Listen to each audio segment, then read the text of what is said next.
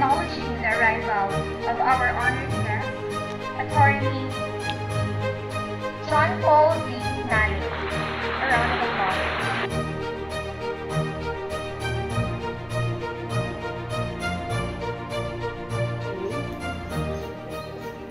Honored guests, our division representative, Architect Marvin Gregory G. Parel, UAP, Senior Education Program Specialist, Sir. Honorable Paul Alfred Navarroza, Chairman, Committee on Education and Social Services. School heads, of introducing the man of the hour for this year's graduation ceremony of batch 2023. Nanit and Melanie Zaldivia Nanit. He was born on November 11, 1987 at our dear town, Libacao. He went to college at University of the Philippines, Visayas, took the bar examination in the same year, and was admitted to the bar in May 2017. His awards received were Jerry Rojas Leadership Award, Philippine JCs Association Leadership Award, Philippines, Visayas.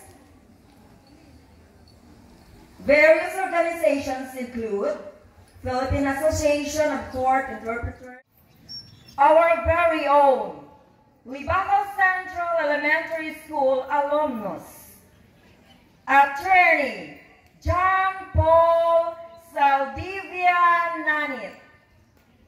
Let's give him a round of applause. Sir.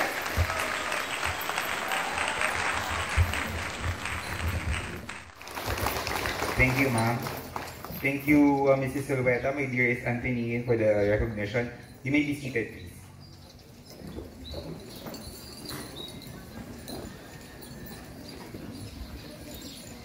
Well, it is an honor to have been invited to speak here today.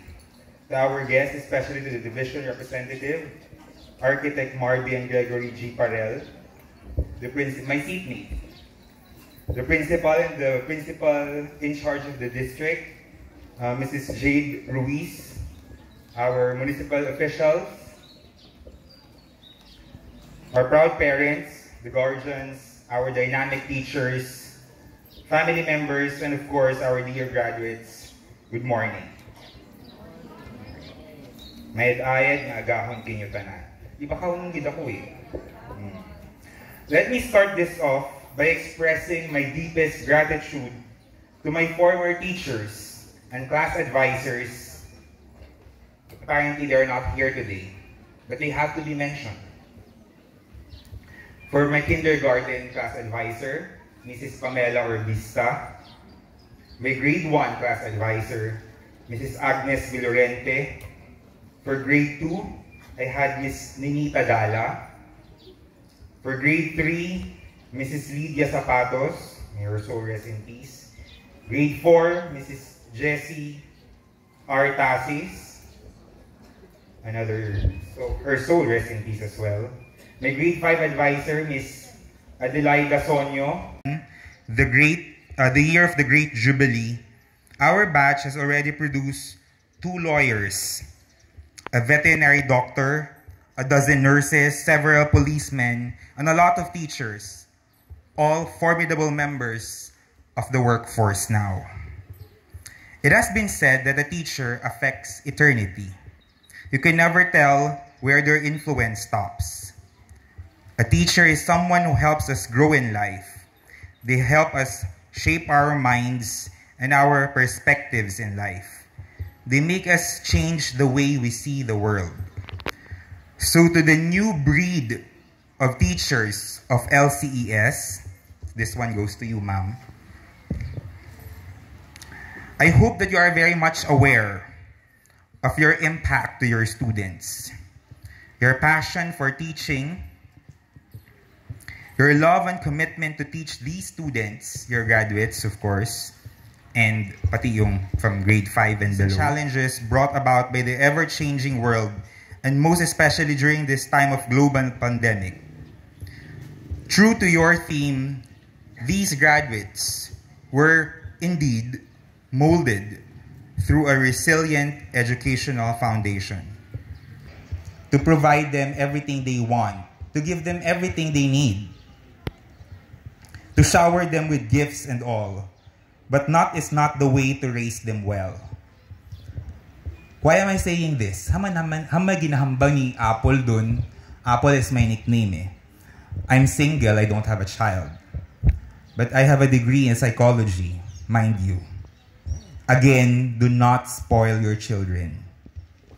Let them earn it. Let them work hard for it. I wasn't born with a silver spoon. I have to study hard to get what I want. I recall, I was in grade 1 when having a bike was the in thing. You're a cool kid if you have a bike. I asked my parents to buy me a bicycle, just like my other friends and classmates. I know they could, but I wasn't given the bike right away. My mother said I have to be in the top 10 of our class. When I was in grade 1, I didn't make it to the top 10. When I was in grade 1, I was I was the model boy. So grade 1, no bike for Apple.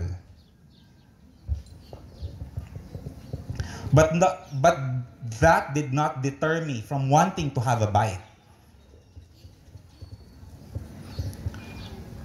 In grade 2, I finally made it to the top 10 of the class. I was top 8 then. I asked my parents for the same bike, but that was the time I started to have siblings. So the family budget was a bit tight. My mother said, I'll get my bike when I make it to the top 5. Diba? Nag-strict pa do criteria. So from top 10, dapat maging top 5 na. Matambling gid ako para makabahay bike. Para mabuo ko do akong bike.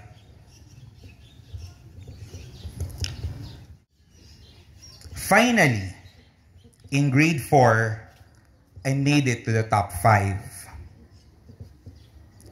After 4 long years of working and waiting, I had my bike.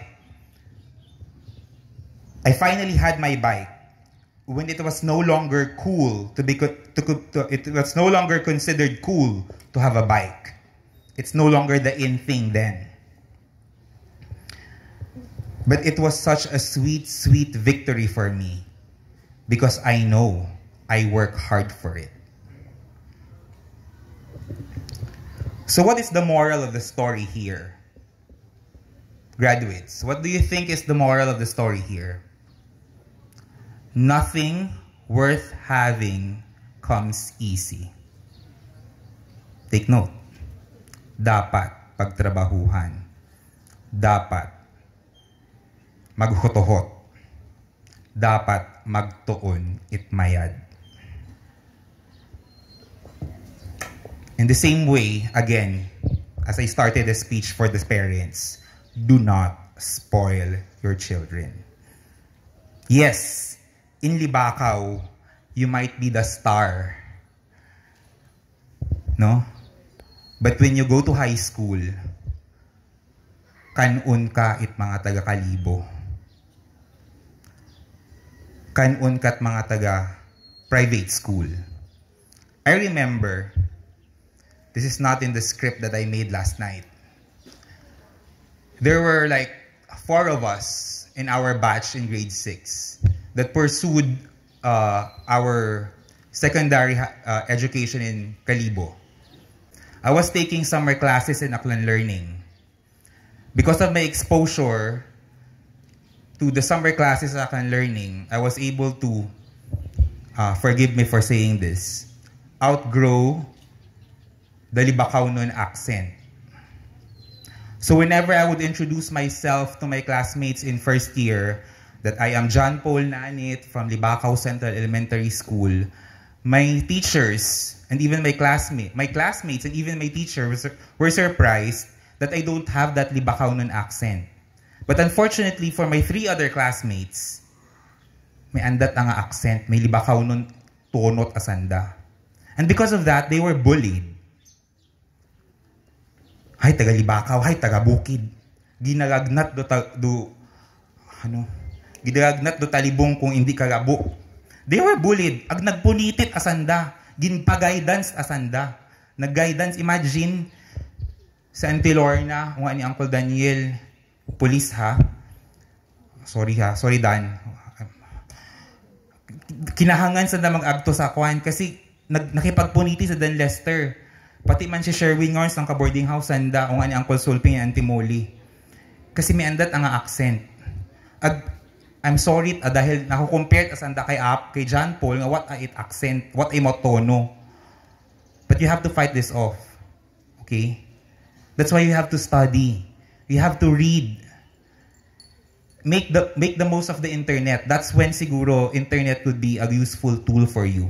But please students, reduce your screen time. As much as possible, read it from the source. Ibagit do text on paper compared sa iPad, compared sa gadget. Okay? Read it right from the source. And filter it. In your own way. And being confident is an important trait that you will need in your life's journey. I am quite sure that your parents and your teachers have prepared you enough for the next chapter of your lives.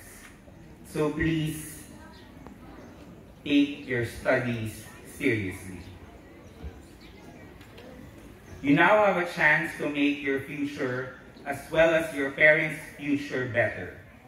Why did I say that? Because I have always believed that if you will look back to those people who have helped you in your journey, you will be blessed more in life. Let us live in a concept of give and take so we can maintain a healthy relationship with everyone. So dear graduates of 2023, invest in your education for a chance to better your future. Finally, don't forget to pray and offer each of your endeavor to God. Remember that all your talents are God-given. It is a blessing and you have the obligation. Yes, you do. Obligasyon mo kay Lord, obligasyon mo sa ginikahan mo, obligasyon mo sa komunidad mo to hone these talents. Spread your wings and soar. Be strong, be fearless, be resilient, and always, always strive to be your best. Congratulations.